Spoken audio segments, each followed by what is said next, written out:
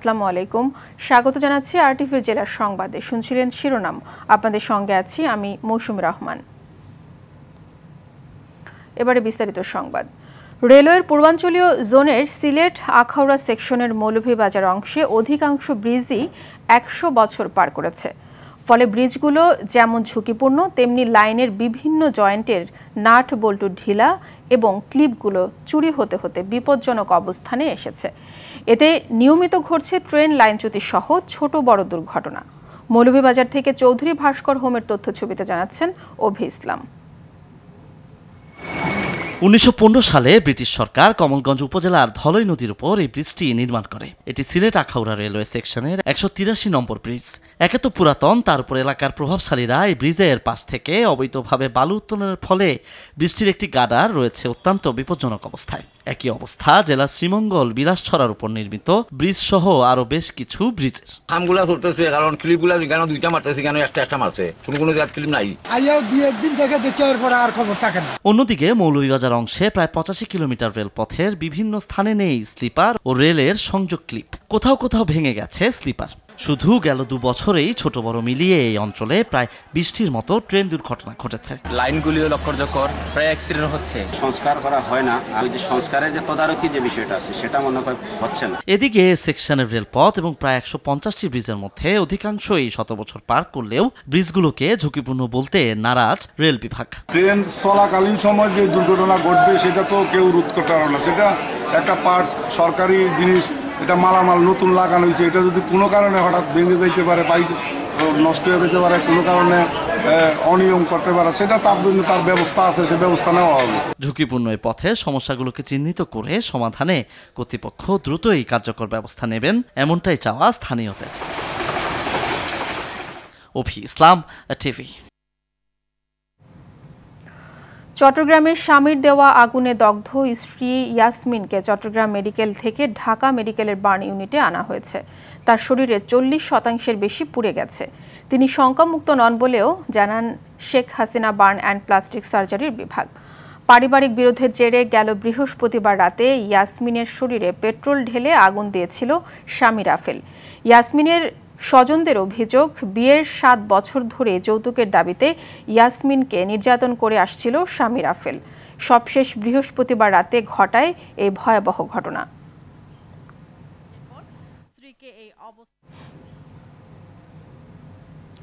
দিনাজপুরের ঘোড়াঘাট উপজেলা নির্বাহী কর্মকর্তা ওয়াহিদা খানম ও তার বাবাকে হত্যা চেষ্টা মামলার আসামি রবিউল ইসলামের বিরুদ্ধে আদালতে অভিযোগপত্র দাখিল করা হয়েছে। শনিবার সংশ্লিষ্ট জুডিশিয়াল ম্যাজিস্ট্রেট আদালতের মামলার তদন্ত কর্মকর্তা ডিবির ওসি ইমাম জাফর অভিযোগপত্র দাখিল করেন। এই মামলায় অন্য ৪ আসামির ঘটনার সঙ্গে কোনো সংশ্লিষ্টতার প্রমাণ না পাওয়ায় মামলা থেকে অব্যাহতি দেওয়ার জন্য আবেদন করা হয়েছে। গেল ২ সেপ্টেম্বর রাতে দিনাজপুরের ঘোড়াঘাট উপজেলা নির্বাহী কর্মকর্তা ওয়াহিদা খানমের বাসায় ঢুকে তার ও তার বাবার উপর হামলা চালায় দুর্বৃত্তরা।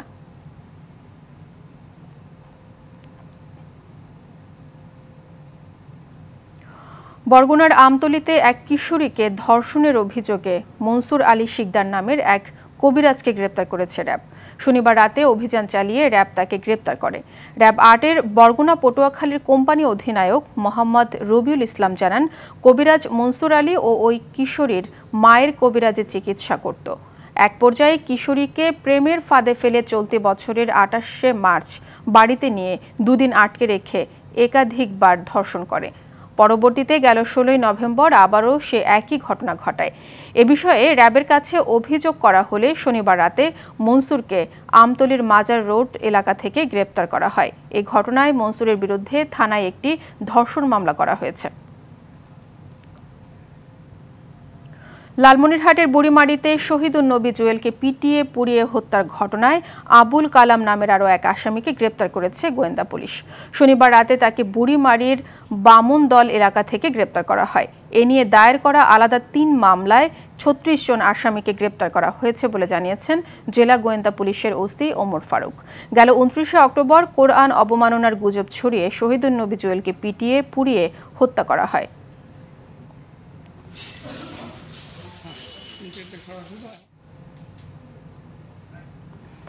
বগুড়ার শেরপুরে বাস চাপায় নিহত হয়েছে অটোরিকশার ৩ যাত্রী, আহত হন আরও ৩ জন। দুপুরে উপজেলার ধনকুন্ডি এলাকায় এ দুর্ঘটনাটি ঘটে। পুলিশ জানায়, যাত্রী নিয়ে অটোরিকশাটি চান্দা কোনার দিকে যাচ্ছিল। নকুন্ডি এলাকায় পৌঁছলে ঢাকাগামী একটি বাস পেছন থেকে অটোরিকশাকে চাপা দেয়। এতে অটোরিকশাটি দুমড়ে মুচড়ে যায় এবং ঘটনাস্থলে ৩ যাত্রীর মৃত্যু হয়। আহতদের উদ্ধার করে বগুড়া শহীদ জিয়াউর রহমান মেডিকেল কলেজ হাসপাতালে ভর্তি করা হয়েছে। কুষ্টিয়া থেকে নিখোঁজ মিম নামের এক কলেজ ছাত্রীর মাথার খুলি ও কঙ্কালের হাড় উদ্ধার করা হয়েছে চুয়াডাঙ্গার দামুর হুদা থেকে। গতকাল বিকেলে ছড়িয়ে ছিটিয়ে থাকা অবস্থায় কঙ্কালের এসব অংশ উদ্ধার করে পুলিশ। পরে আজ দামুর হুদা মডেল থানায় নিয়ে আসা কঙ্কালের পাশ থেকে উদ্ধার হওয়া ব্যাগ, কাপড় চোপড় ও সার্টিফিকেট দেখে কঙ্কালটি মিমের বলে বিষয়টি নিশ্চিত করেন তার বাবা মা।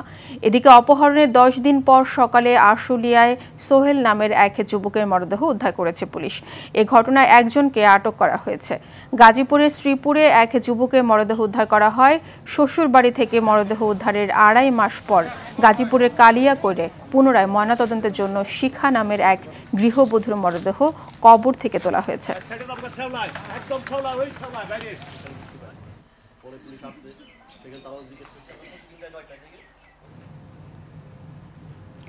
চট্টগ্রামে চান্দগাঁও থেকে ১,৪৮,০০০ পিস ইয়াবা সহ একজনকে আটক করেছে পুলিশ। গেল রাতে পুরাতন কালুর ঘাট এলাকায় অভিযান চালিয়ে এসব ইয়াবা উদ্ধার করা হয়। পুলিশ জানায়, মিয়ানমার থেকে সাগর পথে ট্রলার যোগে এসব ইয়াবা আনা হয়। রাতে কালুরঘাট এলাকায় ট্রলার থেকে ট্রাকে তোলার সময় সোহেল নামের একজনকে আটক করা হয়। এ সময় তার কাছে এসব ইয়াবা পাওয়া যায়। এ চক্রের বাকি সদস্যদের গ্রেপ্তারে অভিযান চলছে বলে জানায় পুলিশ।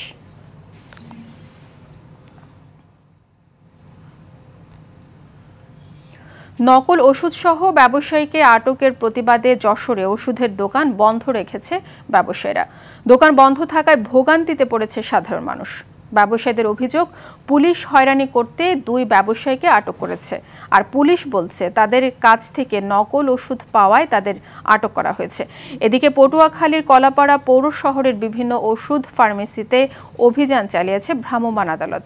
কলাপাড়ার স্বাস্থ্য কমপ্লেক্স চত্বর থেকে শহরের বিভিন্ন ফার্মেসিতে অভিযান চালানো হয়। এ সময় ৪৭,০০০ টাকা জরিমানা ও 3টি ফার্মেসি সিলগালা করা হয়। এছাড়া ১ লাখ টাকা মূল্যের ওষুধ ধ্বংস করা হয়।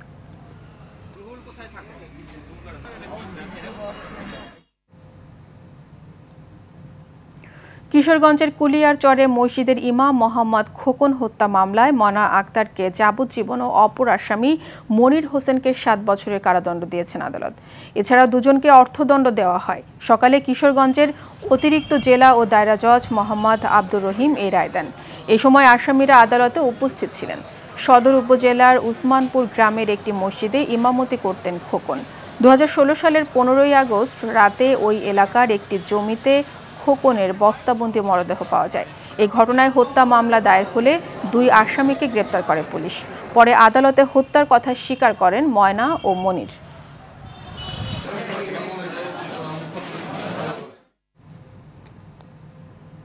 কক্সবাজারের নারী এনজিও কর্মীর বিরুদ্ধে বিজিবির দায়ের করা 100 কোটি টাকার মানহানির মামলার তদন্ত প্রতিবেদন জমা দিয়েছে পুলিশ। দুপুরে কক্সবাজার সিনিয়র জুডিশিয়াল ম্যাজিস্ট্রেট 3-এর বিচারক মোহাম্মদ হেলাল উদ্দিনের কাছে এ প্রতিবেদন জমা দেওয়া হয়। পরে আসামির বিরুদ্ধে সমন জারি করেন আদালত। বিজিবির আইনজীবী সাজ্জাদুল করিম জানান, বিভিন্ন মাধ্যমে অপপ্রচার চালিয়ে অভিযুক্ত এনজিও কর্মী বিজিবির মতো একটি বাহিনীর মানহানি করছে। গেল 8ই অক্টোবর বিজিবির সদস্যের বিরুদ্ধে ধর্ষণের অভিযোগ তোলেন ওই নারী। বিষয়টি মিথ্যা দাবি করে মানহানির মামলা করেন বিজিবির সদস্য মোহাম্মদ আলী মোল্লা।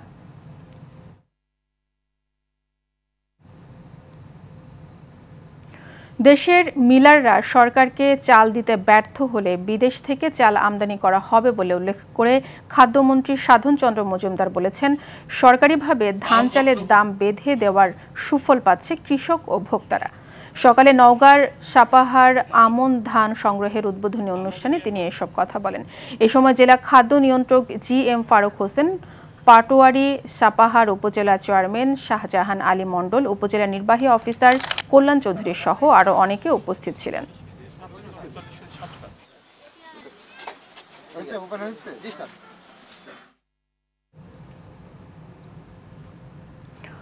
হস্তান্তর জটিলতায় ভুগছে গোপালগঞ্জের শেখ ফজিলাতুন্নেসা মুজিব চক্ষু হাসপাতাল ও প্রশিক্ষণ প্রতিষ্ঠান।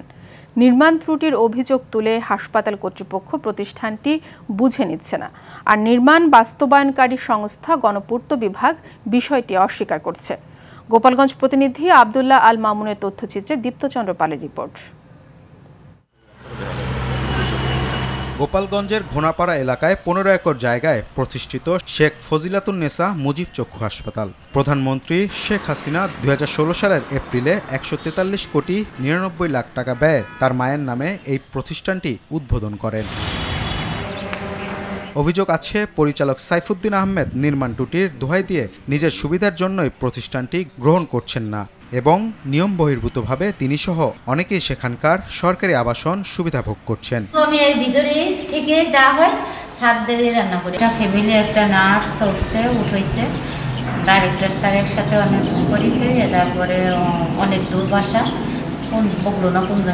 শেখ ফজিলাতুন্নেসা মুজিব চক্ষু হাসপাতালের নির্মাণ ত্রুটির বিষয়টি পুরোপুরি অস্বীকার করেছেন গণপূর্ত বিভাগের নির্বাহী প্রকৌশলী। আমি যখন চিঠি দিচ্ছি এটা কিন্তু উনি আমাকে সরাসরি কোনো রিপ্লাই দেয়নি, কিন্তু আমি যখন ফিজিক্যালি গেছি উনি আমাকে বলছে যে নিব বা আমি কেন নেব, আমি পরে আসছি আমি তো জানি না। কোয়ার্টারে নিজেদের অবৈধ থাকার বিষয়টি এড়িয়ে পরিচালক বলেন বরাদ্দ ছাড়া যারা ভবনগুলোতে অবস্থান করছে তাদেরকে দ্রুত নামিয়ে দেয়া হবে। যেহেতু ত্রুটিগুলো এখনো ঠিক করা হয় নাই বিধায় প্রকল্প পরিচালক মহোদয় বুঝে আনেন অ্যালটমেন্ট ছাড়া তো কেউ থাকার কথা না। যদি এরকম অ্যালটমেন্ট ছাড়া কেউ সাময়িকভাবে থাকে সেটা যেই কোয়ার্টারই হোক তাদেরকে নোটিশ দিয়ে আমরা একদিনের মধ্যেই আমার ওই অবস্থান থেকে তাদেরকে সরে যেতে বলা হবে। হাসপাতাল হস্তান্তর নিয়ে দুই পক্ষের চিঠি চালাচালি বন্ধ করে দ্রুত সমস্যার সমাধান করা হলে বাঁচবে রাজস্ব, বাড়বে চিকিৎসার মান, এমনটাই প্রত্যাশা সাধারণ মানুষের। দীপ্তচন্দ্র পাল, RTV। শীত জেঁকে বসেছে উত্তরের জেলা কুড়িগ্রামে। নভেম্বরের প্রথম সপ্তাহ থেকে জেলাটিতে তাপমাত্রা 16 ডিগ্রি সেলসিয়াসের নিচে ওঠানামা করছে। আজ সকাল 6টায় তাপমাত্রা রেকর্ড করা হয়েছে 13 ডিগ্রি সেলসিয়াস। গেল 2 সপ্তাহ ধরে জেলাটিতে দিন শেষে তাপমাত্রা কমার সঙ্গে সঙ্গে বাড়তে থাকে শীতের দাপট। পরদিন সূর্য ওঠার আগ পর্যন্ত থাকে এ দাপট। শীত বাড়ায় বিপাকে পড়েছেন খেটে খাওয়া ও নিম্ন আয়ের মানুষ। শিশু ও বৃদ্ধরা আক্রান্ত হচ্ছে শীতজনিত নানা রোগে।